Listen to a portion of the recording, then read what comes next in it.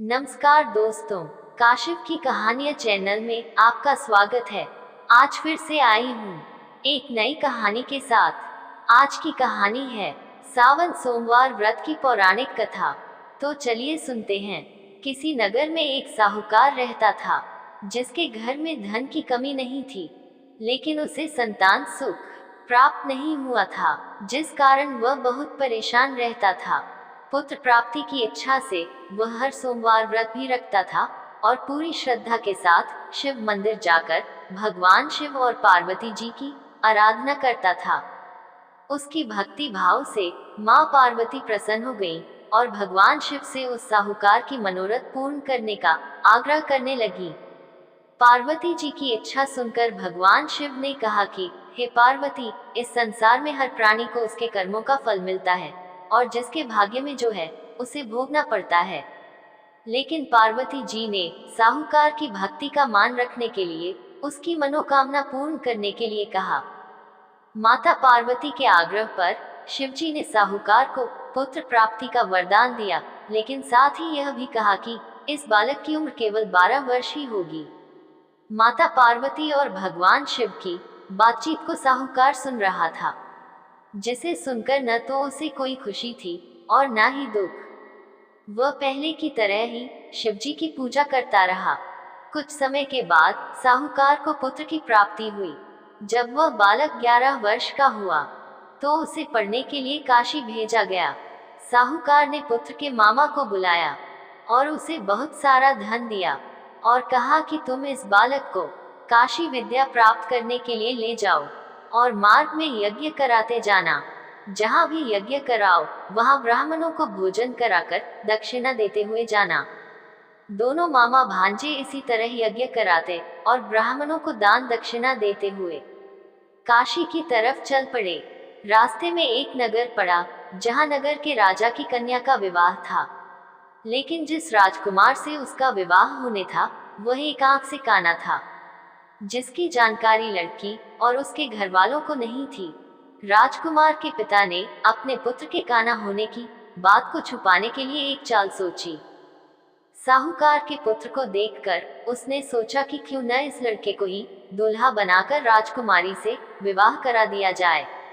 विवाह के बाद इसको धन देकर विदा कर दूंगा और राजकुमारी को अपने नगर ले आऊंगा। उसने लड़के को दूल्हे के वस्त्र पहनाकर राजकुमारी से उसका विवाह करा दिया। लेकिन साहूकार का पुत्र ईमानदार था।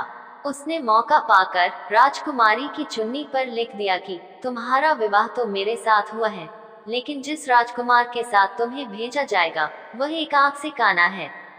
मैं तो काशी पढ़ने जा रहा हूँ। राजकुमारी ने चुन्नी पर लिखी बात अपने माता पिता को बताई। राजा ने अपनी पुत्री को विदा नहीं किया। दूसरी ओर साहूकार का लड़का और उसका मामा काशी पहुंचे और वहां जाकर उन्होंने यज्ञ किया। जिस दिन लड़के की आयु 12 साल की हुई, उसी दिन यज्ञ रखा गया। लड़के ने अपने मामा से कहा कि मेरी तबीयत कुछ ठीक नहीं है। मामा ने कहा कि तुम अंदर जाकर सो जाओ। शिवजी के वरदानुसार कुछ ही देर में उस बालक के प्राण निकल गए। मृत भांजे को देख उसके मामा ने विलाप शुरू किया। संयोगवश उसी समय शिवजी और माता पार्वती उधर से जा रहे थे। पार्वती ने भगवान से कहा, स्वामी, मुझे इसके रोने के स्वर सहन नहीं हो रहा, आप इस व्यक्ति के कष्ट को अवश्य दूर करें। जब शिवजी मृत बालक के समीप गए तो वह बोले कि यह उसी साहूकार का पुत्र है जिसे मैंने 12 वर्ष की आयु का वरदान दिया। अब इसकी आयु पूरी हो चुकी है। लेकिन मातृ भाव से विभोर माता पार्वती ने कहा कि हे महादेव, आप इस बालक को और आयु देने की कृपा करें, अन्यथा इसके वियोग में इसके माता पिता भी तड़प तड़प कर मर जाएंगे। माता पार्वती के आग्रह पर भगवान शिव ने उस लड़के को जीवित होने का वरदान दिया। शिवजी की कृपा से वह लड़का जीवित हो गया।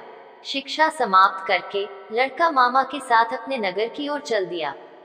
दोनों चलते हुए उसी नगर में पहुंचे जहां उसका विवाह हुआ था। उस नगर में भी उन्होंने यज्ञ का आयोजन किया। उस लड़के के ससुर ने उसे पहचान लिया और महल में ले जाकर उसकी खातिरदारी की और अपनी पुत्री को विदा किया।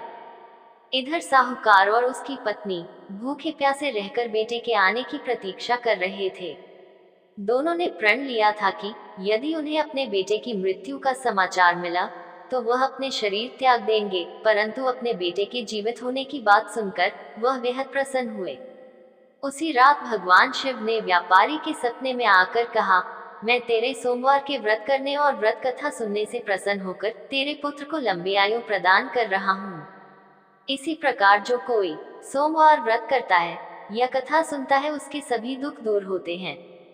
इस प्रकार सावन सोमवार की ये व्रत कथा पूरी होती है। दोस्तों, कहानी पसंद आए तो चैनल को लाइक और सब्सक्राइब करें। जय श्री कृष्णा, राधे राधे।